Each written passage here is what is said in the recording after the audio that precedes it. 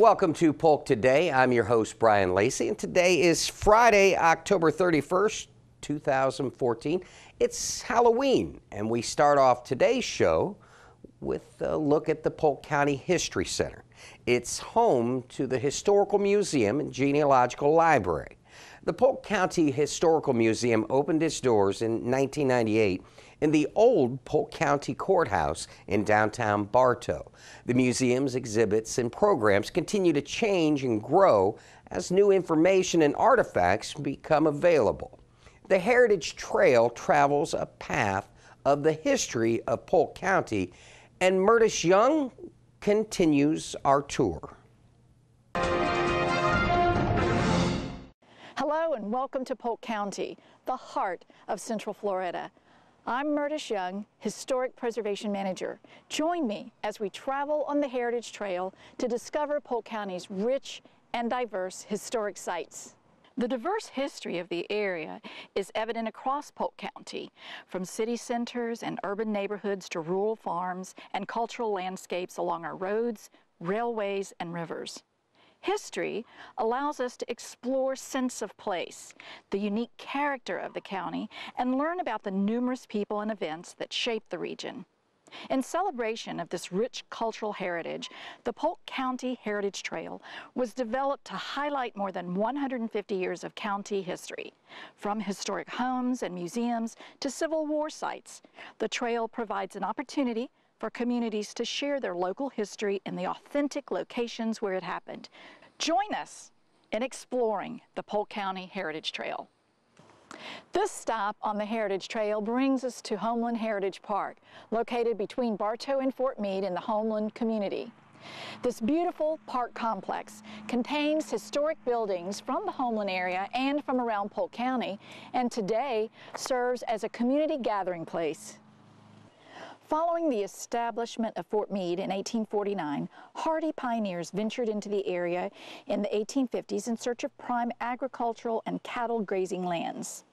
Homeland, originally known as Bethel, quickly became the site of the campground where Methodist and other families from the surrounding area gathered for religious and social events.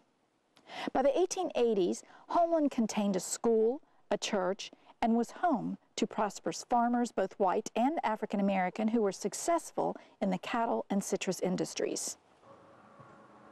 Created in 1985, Homeland Heritage Park honors the resilience of these settlers and preserves the rich culture of the area. The park is maintained by the Polk County Board of County Commissioners and contains several buildings integral to the growth and development of Homeland and surrounding communities. Originally known as Bethel Academy and situated in its original position, the Homeland School was constructed in 1878 and remained active in the Polk County school system until 1956. The building is listed on the National Register of Historic Places and hosts a number of educational programs, including the 1880 School Day for elementary students. The Homeland Methodist Church was built in 1887 and moved to its location in Homeland Heritage Park in 1986. The church features stunning stained glass windows, unique for a country church, and an original Packard pump organ manufactured between 1885 and 1887. The 2,000-pound bronze bell in the steeple is also original to the church. Also located on the property is the Rollerson House, a prime example of an affluent 19th century farmhouse. Purchased by Daniel Rollerson in 1900, the house originally stood west of Lakeland and was moved to Homeland Heritage Park in 1987. The last structures to be located in the park were the pole barn and English log cabin in 1989. Donated by the English family, the cabin and barn provide an excellent example of early homestead life in Florida. As a celebration of the history of the area, the park also hosts a variety of community events and educational programs throughout the year, including the Cracker Storytelling Festival, Christmas Notes Festival, and in the springtime, Good Old Days Festival. Homeland Heritage Park remains a cherished point of pride in the community and is one of the unique places you'll find on the Heritage Trail. We invite you to hit the road and see what other historic locations Polk County has to offer. Now, the Polk County History Center is open Tuesday through Saturday from 9 a.m. to 5 p.m. And for more information on what they have to offer, you should give them a call, 863-534-4386, or look them up on the web at polkhistorycenter.org. Whether it's in the pool or in the classroom, Kathleen High School swim team member Michael Brown is making waves. He's also the feature of this week's Athlete Spotlight from Sports Central.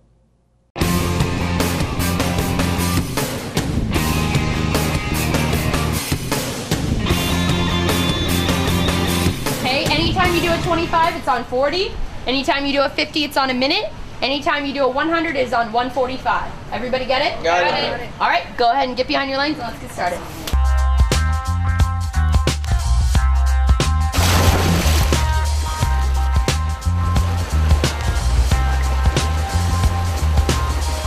I've always enjoyed swimming. There's a local pool in my neighborhood, and I've always liked to go and just swim, have fun. And so I joined the swim team, and I just fell in love with it. It was a lot of fun. I love to push myself, and it was a great way to do that. It's a great way to test myself.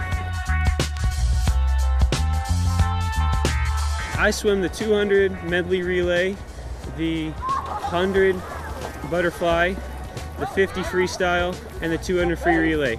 Go! They all require mental discipline of an extreme status, especially the butterfly stroke.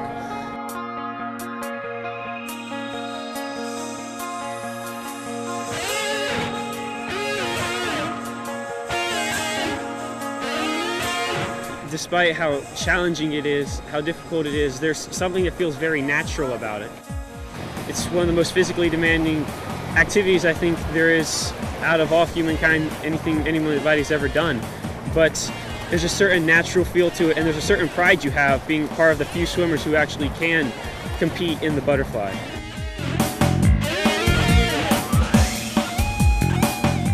He puts in the work every day. He works twice as hard as anybody else. I mean, he's always just motivated, he's always pumped, he pushes every single lap. To be a captain, to be a leader, you have to be a bigger person than that. You have to rally the team up. You have to be more motivated. You have to be a figure that they can look up to. He creates this sense of team unity and morale. He pushes people. Like if he's hurting, he knows that the guy next to me, they're struggling. So he'll be there on deck just saying, you can do it, one more, two more, which creates a sense of, just camaraderie amongst the swimmers. You're happy and you know it, clap your hands. If you're happy. Some of my goals that I have for this year in swimming include drop at least a few more seconds on my 100 fly.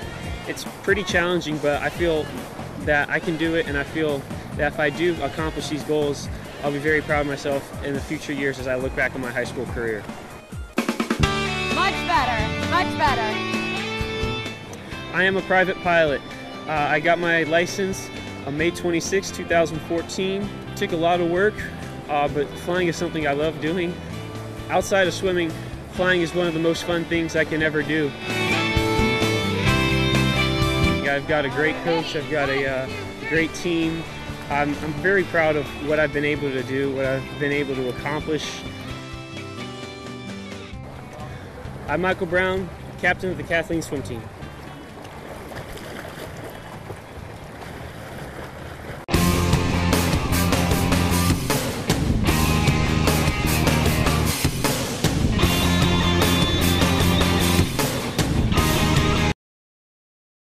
Staying on top of the events here at Polk today includes a look at the weather for the latest forecast, conditions, and a look at what's happening in the tropics. We take you to the Emergency Operations Center with EOC Coordinator Billy Abernathy. Billy, tell us all about that Halloween forecast. Are the kids going to be able to stay dry? Good morning to you.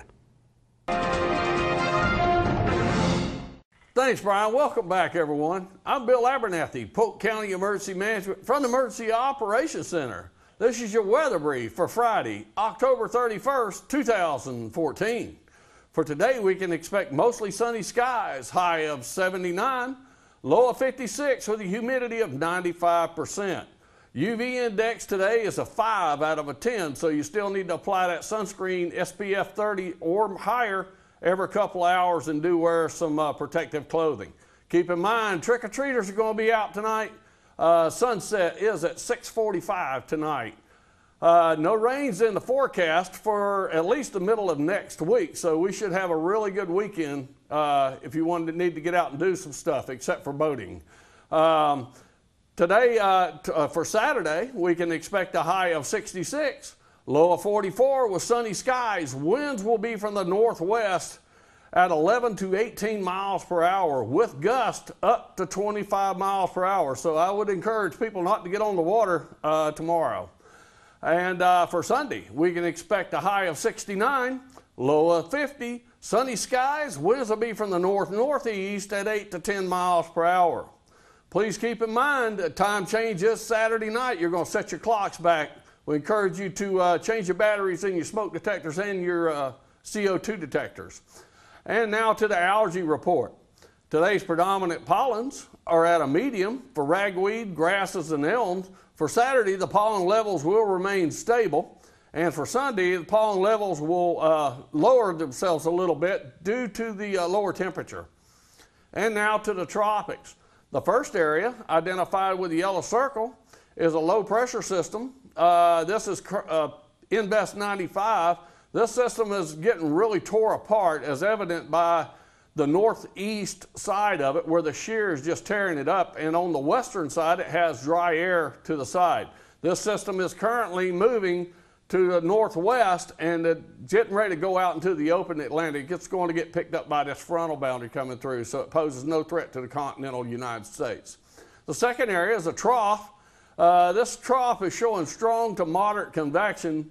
This system is moving to the west at 15 miles per hour, but I see nothing forming within the next 48 hours.